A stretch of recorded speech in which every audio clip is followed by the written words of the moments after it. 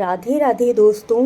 बांके बिहारी लाल की कृपा आपके और आपके परिवार पर हमेशा बनी रहे और आप ऐसे ही प्रसन्न और खुश रहें। कैसे हैं आप लोग? जय श्री कृष्णा, जय राधे राधे। आज हम बात करने वाले हैं अक्षय तृतीया पर आपको कौन कौन से 5 कार्य करने चाहिए। क्यों अक्षय तृतीया की तिथि इतनी ज़्यादा महत्वपूर्ण मानी जाती है? अक्षय तृतीया पर क्या खरीदने से आपको अक्षय फल प्राप्त होता है और कौन से ऐसे कार्य हैं जो आपको अक्षय तृतीया के दिन भूलकर भी नहीं करने चाहिए, और ऐसी बहुत सारी बातें जो अक्षय तृतीया पर आपको विशेष फल देकर जाएंगी। बहुत ही महत्वपूर्ण है वीडियो, तो वीडियो पूरी देखिएगा और चैनल को सब्सक्राइब ज़रूर कर लीजिएगा। अगर पहली बार जुड़े हैं तो चैनल को सब्सक्राइब कीजिएगा और बताइएगा ज़रूर कि आप कहां से जुड़े हैं। और इसके साथ ही अगर पहले से जुड़े हुए हैं तो कमेंट में जय श्री कृष्णा लिखना बिल्कुल मत भूलिएगा। तो सबसे पहली बात है कि अक्षय तृतीया का प्रारंभ कब से हो रहा है। वैशाख माह शुक्ल पक्ष की तृतीया तिथि को अक्षय तृतीया मनाई जाती है, जिसकी शुरुआत 29 को 5:31 से हो रही है और 30 अप्रैल को दोपहर 2:12 तक रहने वाली है। जो पूजा का शुभ मुहूर्त रहेगा वह 30 तारीख को 5:41 से दोपहर 12:18 तक रहेगा। यह अक्षय तृतीया क्यों मनाई जाती है और इसका फल हमें कैसे प्राप्त होता है? कहा जाता है कि अक्षय तृतीया के दिन किया गया आपका कोई भी कार्य, छोटे से छोटा कार्य भी व्यर्थ नहीं जाता है। इसीलिए इस दिन का पूरी तरह से प्रयोग कीजिएगा, जिससे कि आपके घर में सुख और समृद्धि बनी रहे, नकारात्मक ऊर्जा पूर्णतः दूर हो जाए। शास्त्रों में ऐसा वर्णन किया गया है कि ब्रह्मा जी के जो पुत्र थे अक्षय कुमार, उनका अवतरण इस दिन हुआ था।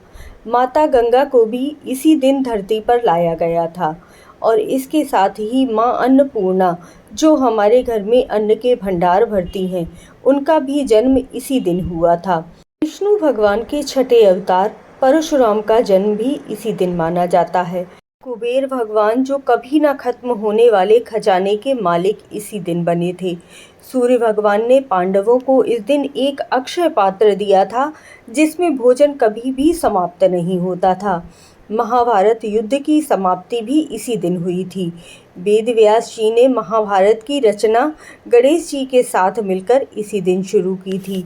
बद्रीनाथ के कपाट आज के दिन खोले जाते हैं और बांके बिहारी लाल हमारे लड्डू गोपाल के चरणों के दर्शन इस दिन करवाए जाते हैं, जिससे साल में यही एक दिन होता है जब बांके बिहारी मंदिर में हमारे लाल के चरणों के दर्शन करवाए जाते हैं।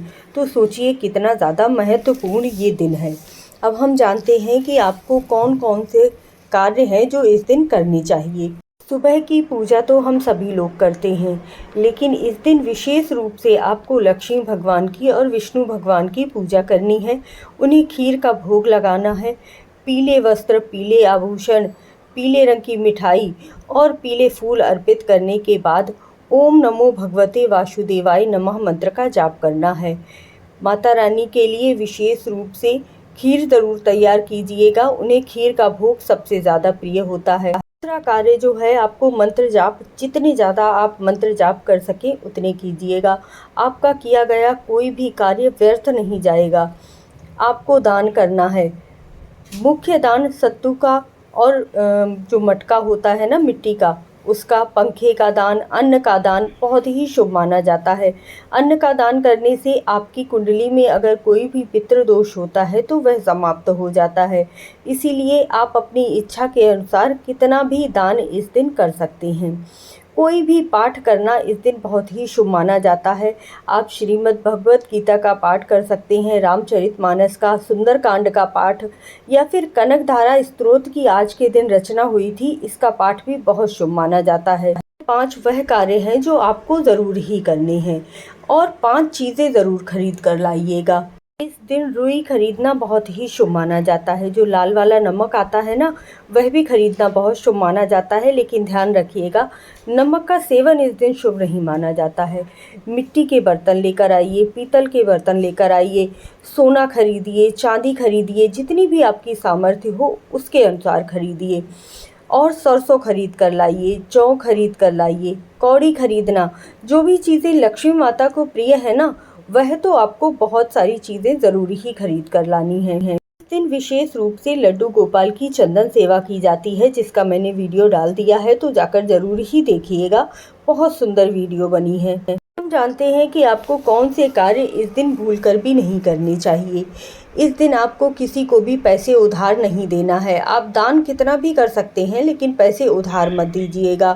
किसी की चुगली करना, क्रोध करना या अपशब्द बोलना, कभी कभी हम अपने बच्चों को भी कुछ ऐसे शब्द बोल देते हैं, तो वह कहते हैं ना कि सरस्वती जबान पर बैठी होती है। तो इस दिन आपको भूल कर भी किसी को भी अपशब्द बिल्कुल नहीं बोलना है। इस दिन आपको बर्तन खरीदने हैं, लेकिन एल्युमिनियम के या नॉन स्टिक बर्तन, लोहे के बर्तन, इस तरह के बर्तन भूल कर भी मत खरीदिएगा। इस दिन सुंदर से लाल रंग के, पिंक कलर के, येलो कलर के वस्त्र पहनिएगा। काले कपड़े बिल्कुल मत पहनिएगा। मांस मदिरा का सेवन करना या सात्विक भोजन ना करना, ब्रह्मचर्य का पालन ना करना, यह अक्षय तृतीया का फल आपको इतना ज़्यादा प्राप्त होगा अगर आप अच्छे अच्छे कार्य करेंगे और शुभ कार्य करेंगे। क्योंकि यदि आप कोई भी बुरा कर्म भी करेंगे तो उसका भी कभी क्षय नहीं होगा और वह पाप रूप में आपके साथ लगातार जुड़ा रहेगा। इसीलिए इस दिन को बहुत ही सुंदर तरीके से मनाइएगा। भगवान के नामों का जाप करते रहिएगा, अपने लड्डू गोपाल की सेवा कीजिएगा। जय श्री कृष्णा, जय राधे राधे।